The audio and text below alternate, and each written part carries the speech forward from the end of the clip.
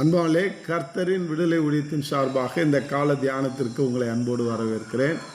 இன்றைய நாளிலும் நாம் அப்போஸ்தலர் 13ஆம் அதிகாரம் இந்த கடைசி பகுதியை நாம் வாசிக்க போகிறோம்.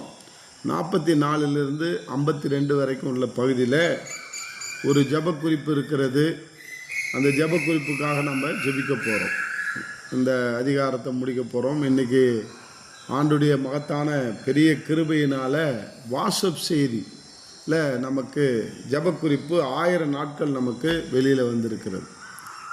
இந்த 1000 ஜெபக்குறிப்புகளை ஆதியாகமத்திலிருந்து அப்போஸ்தலர் நடவடிக்கை புத்தகம் வரைக்கும் ஆண்டவர் 1000 ஜெபக்குறிப்புகளை கொடுத்து நம்மை ஜெபிக்க வைத்திருக்கிறார். உண்மையிலே எனக்கு அது பிரமிப்பாக இருக்கிறது. 1000 நாட்கள் எப்படி போனதுன்னு தெரியல. அந்த 1000 நாட்களில் 1000 ஜெபக்குறிப்புகளை ஆண்டவர் நமக்கு கற்றுக் கொடுத்துருக்கிறார். அப்போ நாமெல்லாம் யாருன்னா விசேஷித்த மாணவர்கள். அப்போ நாம் ஆண்டவருக்கென்று எப்படி ஜெபிக்கணும், எதெல்லாம் சொல்லி ஜெபிக்கணுன்றதை கற்றுக் கொடுத்துருக்கிறார்.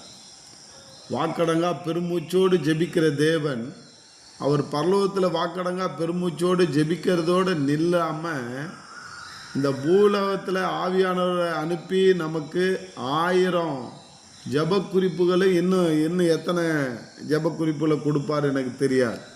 ஏன்னா இப்போ தான் அப்போஸ்தலர் 13 முடிக்க போகிறோம். இன்னும் 14லேருந்து அப்படி பார்த்தோம்னா வெளிப்படுத்தின விசேஷம் வரைக்கும் எத்தனை ஜெபக்குறிப்பு அதில் மறைந்து கிடக்கிறது என்பது எனக்கு தெரியாது. இப்போ ஆவியானவர் தாமே இந்த காரியத்தெல்லாம் அழகாக நேர்த்தியாக செய்து வருகிறார். இன்றைக்கி நாம் அதில் தேர்ச்சி பெற்றவர்களாய் மாறணும். அதுதான் என்னுடைய ஆசை. அதனால் இந்த காதில் விட்டுறாமல் அதை அபியாசப்படுத்தி ஜெபிக்க வேண்டும். அதில் ஜெபிக்கிறவர்களாய் நாம் மாற வேண்டும். ஜெப வீரர்களாய் மாற வேண்டும். இதை கேட்க போகிற யாராக இருந்தாலும் அந்த ஜெப குறிப்பை அறிந்து அதன்படி ஜெபித்து ஆண்டவருடைய சந்தோஷத்தை நிறைவாக்குவோம். இப்போ இங்கே 13ஆம் அதிகாரத்தில் அப்போஸ்தலர் நடவடிக்கை புத்தகம் 13ஆம் அதிகாரத்தில் 47வது வசனத்தை நாம் வாசித்து அதில் இருக்கிற ஜெப குறிப்புக்காக நம்ம ஜெபிப்போம். நீர் பூமியின் கடைசி பரியந்தம் ரட்சிப்பாய் இருக்கும்படி உம்மை ஜாதிகளுக்கு ஒளியாய் வைத்தேன் என்கிற வேத வாக்கியத்தின்படி கர்த்தர் எங்களுக்கு கட்டளையிட்டிருக்கிறபடியினால் இப்படி செய்கிறோம் என்றார்கள். புறஜாதியார் அதை கேட்டு சந்தோஷப்பட்டு கர்த்தருடைய வசனத்தை மகிமைப்படுத்தினார்கள். நித்திய ஜீவனுக்கு நியமிக்கப்பட்டவர்கள் எவர்களோ அவர்கள் விசுவாசித்தார்கள். கர்த்தருடைய வசனம் அந்த தேசம் எங்கும் பிரசித்தமாயிற்று. அன்பாலே இன்றைக்கு நாம் ஜெபிக்கணும். என்னென்னா இன்றைக்கி நீயும் நானும் ஆண்டவர் அழைத்தது சும்மா ஒரு வெறும் நோக்கத்துக்காக அல்ல, ஒரு பெரிய நோக்கத்துக்காக, ஒரு உன்னதமான நோக்கத்துக்காக அழைத்திருக்கிறார். நீ நானும் பூமியின் கடைசி பரிந்தும் ரட்சிப்பாய் இருக்கும்படிக்கு உம்மை ஜாதிகளுக்கு ஒளியாக வைத்தேன் என்கிற வேத வாக்கியம் என் வாழ்க்கையில் நிறைவேறணும்னு நம்ம ஜெபிக்கணும். உன் வாழ்க்கையில் நான் உண்மையிலே அந்த 25-30 வருஷத்துக்கு முன்னாடி இந்த வார்த்தையை சொல்லி ஜெபித்தது உண்டு. இன்றைக்கி அதே போல் 30 வருஷத்துக்கு பிறகு என்னை உலகத்துக்கு ஒளியாக உபயோகப்படுத்தி வருகிறார். உலகத்துக்கு ரட்சிப்பாகும்படி உபயோகப்படுத்தி வருகிறார். அதனால ஏன் எப்படின்றது எனக்கு தெரியாது. அதான் இப்போ நான் உங்களை காண்கிறேன்.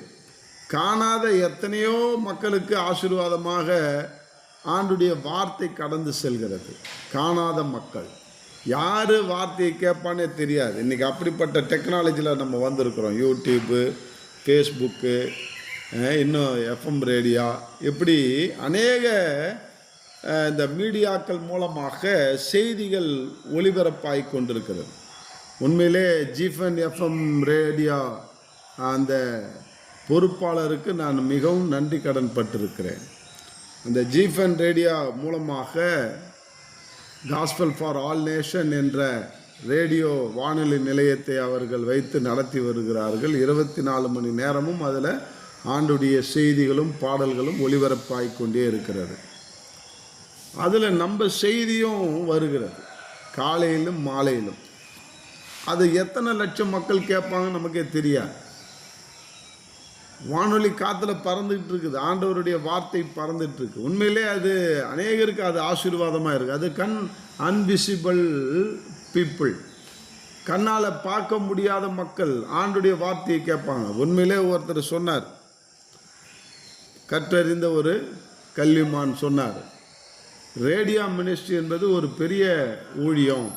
ஏனென்றால் இன்றைக்கி டிவியை கூட நம்ம பார்க்குறோம், அதில் செய்தி வருது, பார்க்குறோம், மற்ற காரியம் பண்ணுறோம். ரேடியோன்றதெல்லாம் இன்றைக்கி அவுட் ஆஃப் ஃபேஷன் ஆகிடுச்சு. ரேடியோன்றதெல்லாம் அவுட் ஆஃப் ஃபேஷன் ஆகிடுச்சு. யார் வீட்லையும் ரேடியோ இருக்கிறது தெரியல. ஆனால் ரேடியோ இருக்கிறவங்க அதை வைக்கிறாங்க, வச்சு ஆண்டுடைய வார்த்தையை கேட்குறாங்கன்னா அவன் ரொம்ப தேவையில் இருந்தால் தான் அதை வச்சு கேட்பான். ரொம்ப தேவையில் இருந்தால் தான், ரொம்ப பிரச்சனையில் இருந்தால் தான், எப்படியாவது நமக்கு விடுதலை கிடைக்காதா.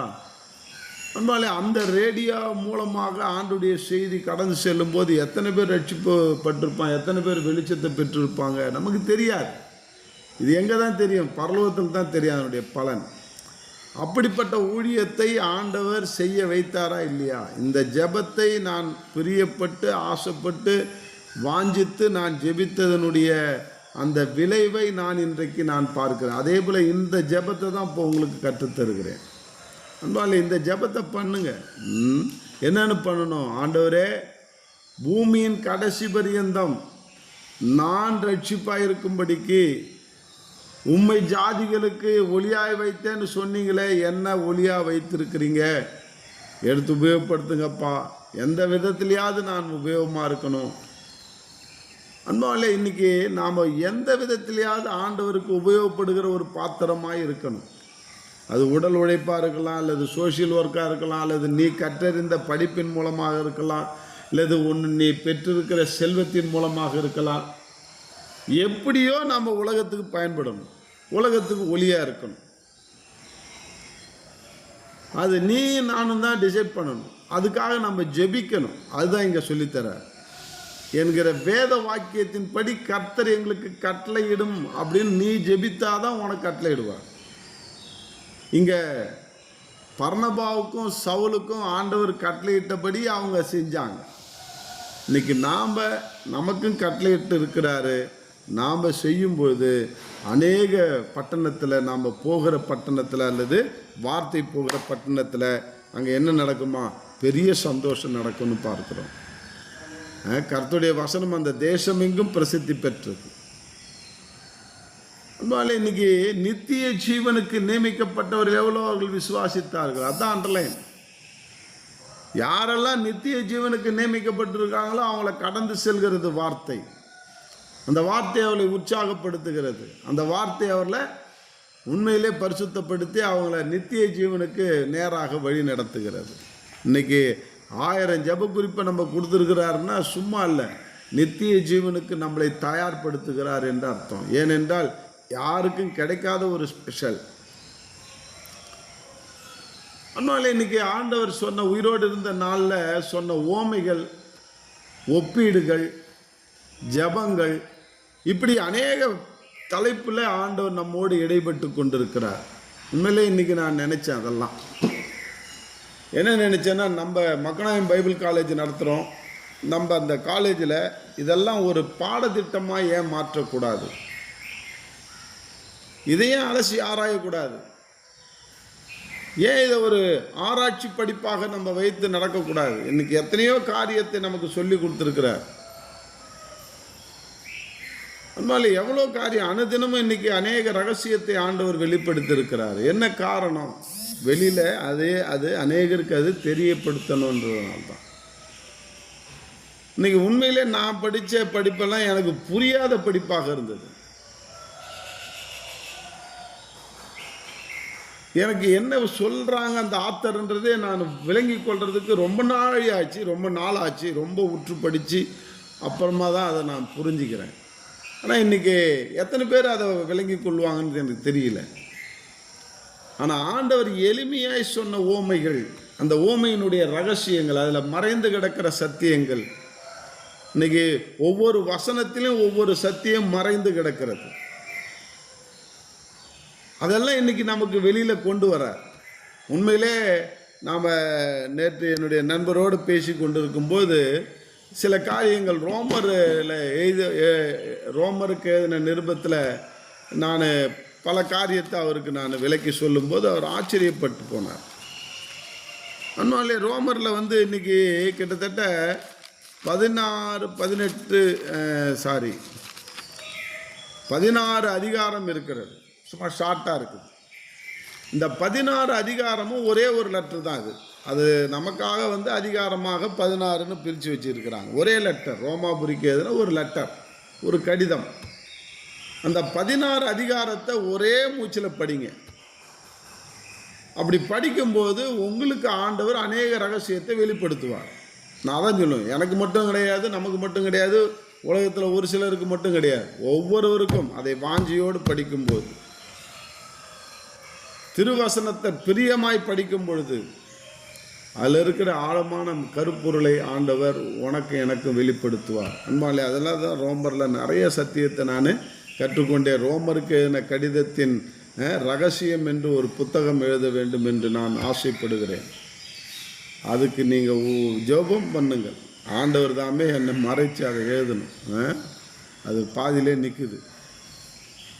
அன்பாலே இன்னைக்கு நிறைய காரியத்தை ஆண்டவர் வெளிப்படுத்துகிறார். அதே போல தான் இன்னைக்கு நானும் ஜெபிக்கணும். என்ன ஜெபிக்கணும்?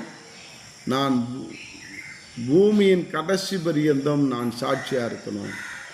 பூமியின் கடைசி பரியந்தம் நான் ரட்சிப்பாக இருக்கணும்.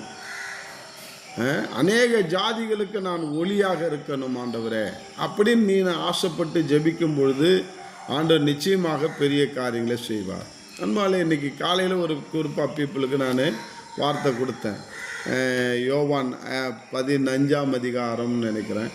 15 அந்த 12வது வசனத்தில் 10வது வசனத்தை எடுத்துங்க. 11 என்னுடைய சந்தோஷம் உங்களில் நிலைத்திருக்கும்படிக்கும் உங்கள் சந்தோஷம் நிறைவாயிருக்கும்படிக்கு இவைகளை சொன்னேன்றார். சந்தோஷம் நிறைவாயிருக்கும்படிக்கு, உங்கள் சந்தோஷம் நிறைவாயிருக்கும்படிக்கு. இன்னைக்கு எத்தனை குடும்பத்தில், கிறிஸ்தவ குடும்பத்தில் சந்தோஷம் இல்லாமல் இருக்கிறோம், சமாதானம் இல்லாமல் இருக்கிறோம். எத்தனை குடும்பம், கிறிஸ்தவ குடும்பம். நான் வேறு யாருக்கிட்டையும் போகல. இப்போ என்னுடைய ஃபோக்கஸ் எல்லாம் கிறிஸ்தவர்கள் மத்தியில் தான் இருக்குது. நல்லா புரிஞ்சுங்க. ஏன்னா இந்த கடைசி கால ஊழியத்தில் அநேக கிறிஸ்தவர்களையும், அநேக கிறிஸ்தவ குடும்பத்தையும், அநேக திருச்சபை மக்களையும் நரகத்துக்கு தப்பிக்க வேண்டும். அதுதான் என்னுடைய ஃபோக்கஸாக இருக்கிறது. இயேசுவை அறிந்து கொண்டு நாம் நரகத்துக்கு வாழறதுக்கு நாம் தெரிந்து கொள்ளப்படவில்லை.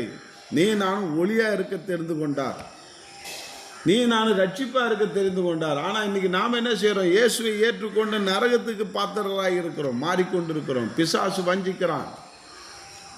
அதுதான் இன்னைக்கு சொல்கிறேன். இன்னைக்கு எத்தனை கிறிஸ்தவ குடும்பத்தில் சந்தோஷக்கேடாக இருக்கிறது. சந்தோஷம் இல்லை, சமாதானம் இல்லை, அழுகுறாங்க, பிரச்சனை. ஆனால் நம்ம என்ன நினைக்கிறோம் தெரியுமா? பிரச்சனைக்கு காரணம் கணவர் தான், பிரச்சனைக்கு காரணம் மனைவி தான், பிரச்சனைக்கு காரணம் பிள்ளைங்க தான், பிரச்சனை காரணம் வறுமை தான், பிரச்சனை காரணம் வேலை இல்லாததுனால தான், பிரச்சனை காரணம் பணம் தான், எக்கனாமிக் ப்ராப்ளம் தான் அப்படின்னு பல பிரச்சனைக்கு பல காரணத்தை கண்டுபிடிச்சு நாம் அப்படியே அதிலே மூழ்கி கிடக்கிறோம். பிரச்சனைக்கு காரணம், அடிப்படை காரணம், நான் திரும்ப சொல்கிறேன், மூல காரணம். அந்த சந்தோஷ கேடுக்கு மூல காரணம் என்ன தெரியுமா? இங்கே இருக்குது. இங்கே வாசிச்சு பாருங்க. 10ஆம் வசனத்திலேருந்து வாசி பாருங்க. அன்பாலே 10வது வசனம் என்ன சொல்லுது பாருங்க. நான் என் பிதாவின் கற்பனைகளை கைக்கொண்டு அவருடைய அன்பிலே நிலைத்திருக்கிறது போல. யோவான் 15:10 நீங்களும் என் கற்பனைகளே கை கொண்டிருந்தால் என்னுடைய அன்பிலே நிலைத்திருப்பீர்கள்.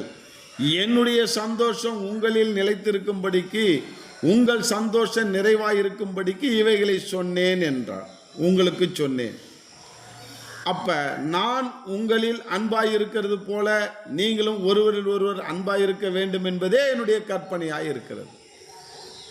பாருங்க, இன்னைக்கு எவைகளை சொன்னேன்? உங்கள் சந்தோஷம் நிறைவாக இருக்கணும்னா என் சந்தோஷம் உங்களில் நிலைச்சிருக்கணும்.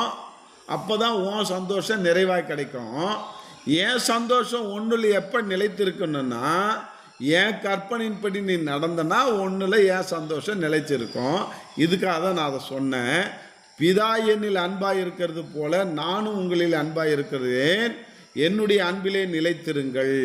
9வது வசனத்தில் சொல்கிறாரு, நான் என் பிதாவின் கற்பனைகளை கை கொண்டு. அப்போ ஏசாண்டர் உயிரோடு இருக்கும்போது பிதாவினுடைய 613 கற்பனைகளையும் கை கொண்டு நடந்ததுனால நான் அவருடைய கற்பனையை கை கொண்டு நிலைத்திருக்கிறது போல நீங்களும் என் கற்பனையிலே நிலை கொண்டிருந்தால், அப்போ அவருடைய கற்பனையில் நாம் நிலை கொண்டிருந்தால் அவருடைய சந்தோஷத்தை நிறைவாக்குறோம்.